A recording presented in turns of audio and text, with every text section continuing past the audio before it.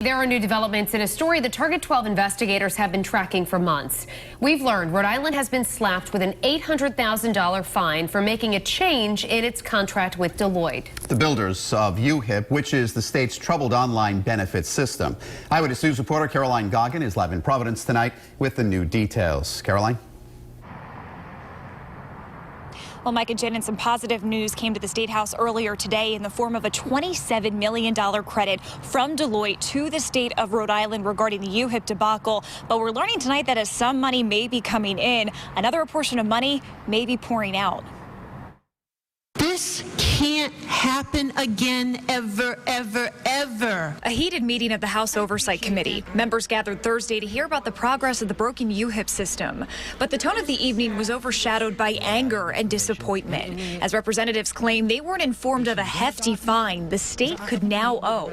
This is an oversight committee. We're supposed to oversee government, but how do we oversee government completely when some of it is hidden from our view? The fine is for more than $805,000, sent to the state by FNS.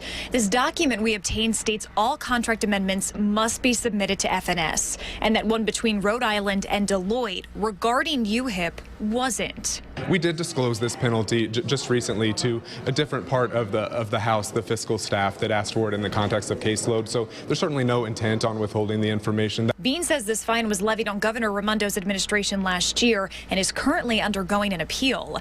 But the acting director says he's reached out to FNS to find an alternative investment for this large sum of money. Representative Serpa says she learned about the fine, which has been outstanding for more than a year and a half, from the Auditor General. She says the situation puts transparency at stake. The Auditor General is doing a complete audit of that program for us anyway. We would have found out about it within several weeks anyway, so why not just disclose it?